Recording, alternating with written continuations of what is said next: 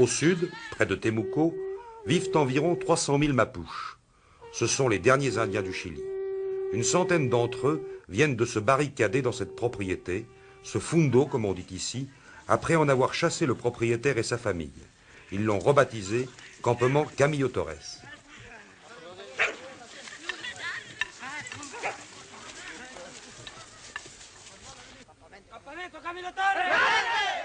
Depuis plusieurs années, les Indiens Mapuches ont été politisés par le MIR, organisation d'extrême gauche née au sein de l'université. Avant la victoire d'Allende, le MIR n'avait jamais cru que les socialistes parviendraient au pouvoir par les voies légales.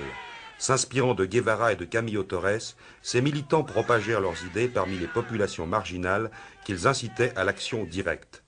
Les Mapuches, dont le sort misérable n'avait jusqu'alors intéressé personne, furent particulièrement sensibles aux arguments du MIR qui leur suggérait de reprendre les terres d'où jadis ils avaient été chassés. Cependant, toutes les tentatives qu'ils firent en ce domaine dans le passé furent durement réprimées par les forces de l'ordre. Aujourd'hui, convaincus de leurs droits, les Mapuches pratiquent la réforme agraire à leur manière. Ignorant les lois et les procédures administratives, ils s'emparent des propriétés qui entourent leurs réserves sans tenir compte de leur superficie. Le MIR, qui soutient politiquement le Front populaire, poursuit malgré tout son action parmi les Mapuches. Cette situation place le gouvernement qui tient à faire valoir sa fidélité aux lois et à la Constitution dans une position très embarrassante. Ana Pizarro, professeure de lettres à l'université de Concepción et militante du MIR, a vécu longtemps parmi les Mapuches.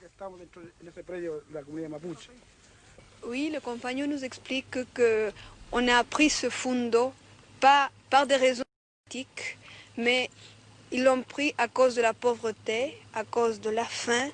C'est parce qu'ils voient que leurs enfants n'ont pas à manger, ils ne peuvent pas aller à l'école. Alors c'est pour ça qu'ils ont pris ce fundo, qu'il y a 105 familles qui sont ici et qui vont combattre jusqu'à la mort. Et pour rester ici et pour travailler ce fundo qui a une extension de 400 hectares. Et avant, ils étaient dans la cordillère des Andes, alors ils étaient dans la montagne avant. Non, ils étaient réduits autour de Fundo. Ils étaient réduits, ces terres avaient été arrachées à eux avant. Ça fait 100, 200 ans. Et qu'est-ce qu'ils faisaient autour du Fundo? Ils travaillaient pour le patron du Fundo.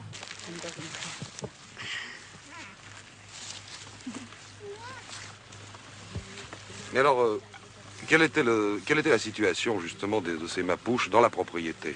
Ils avaient juste de quoi vivre, puis ils n'avaient même pas de salaire. Ils devaient travailler pour le patron. Puis le patron ne respectait pas non plus les lois sociales. Mais alors, ils ont l'air très politisés, là. Ils ont crié des slogans sur Che Guevara et tout ça. Alors là, le MIR a quand même fait un travail politique précis dans ce... Oui, c'est-à-dire, il y a le MIR, mais il y a aussi un jaillissement spontané à cause de la pauvreté même. C'est-à-dire que c'est un phénomène dialectique, au fond. Oui. Mais enfin, ils ont été quand même travaillés par le MIR pour... Exactement, par exemple, exactement.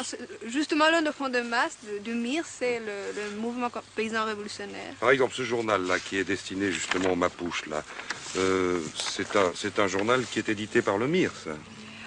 C'est-à-dire par le mouvement paysan révolutionnaire, oui, l'un des fronts des MIR. Oui. Il dit, il n'y a pas de raison pour que la terre soit payée. Nous, on sait que les Espagnols n'ont pas acheté la terre aux Mapuches quand ils sont arrivés ici. Il suffit que la terre produise, il suffit qu'il y ait de la nourriture pour tous les Chiliens, il suffit avec ce qu'il y ait plus de production.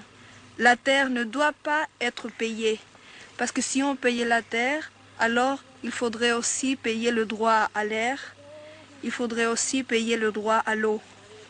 Alors, le fait que la terre doit être payée, comme l'a fait le gouvernement antérieur, c'est des mensonges du système capitaliste. Qui est-ce qui écrit ce journal? C'est-à-dire ce sont des militants du MIR, mais Mapuches? Oui, c'est justement des militants du MIR qui parlent ce langage. Alors on utilise leur même langage pour parler avec eux. Alors c'est même eux qui l'écrivent, c'est leur écriture. Et comment il s'appelle ce journal-là? Il s'appelle El Miliciano, ça veut dire le soldat, non pas de l'armée, mais le soldat du peuple. Autrement dit, le MIR essaie d'initier les Mapuches au marxisme, sans parler de Marx, et en utilisant un langage qui leur est directement accessible. Oui, c'est que justement pour eux, le communisme, en retour à leur état naturel, Enfin, pour eux, le communisme, c'est quelque chose qui sort naturellement parce qu'ils ont une tradition communautaire. Ils vivaient toujours en communauté. Ils ont toujours vécu en communauté jusqu'à ce que le blanc leur a arraché la terre. Et puis maintenant, ils l'ont récupérée. D'ailleurs, une Thomas, on l'a fait par la violence. C'est une prise de terre sauvage, la Thomas. C'est ça, avec des armes, avec des bâtons. Et là, le propriétaire s'est sauvé quand ils sont arrivés. Oui, ils partent. Et au fond, c'était des esclaves qui sont devenus libres, finalement. C'est ça.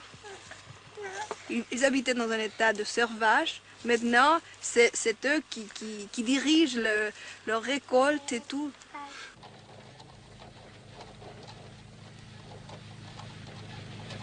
Et pendant qu'Anna parlait, sur la route, le propriétaire voisin. Qu'est-ce qu'il va faire avec sa machine, là? ¿Por qué lleva usted su máquina? ¿Qué va a hacer con ella? Il faut retirer toutes nos machines, car si les Mapuches interviennent, on ne pourra plus les sortir et ils nous les prendront. Et qu'est-ce qu'il pense de la situation? Il pense qu'elle va s'améliorer? Si usted piensa que esta situación va a mejorar. Elle peut devenir très grave, mais définitivement, je crois que ça prendra un caractère de socialisme généralisé. Yo creo que va a tomar esto un carácter de generalizado a un socialismo.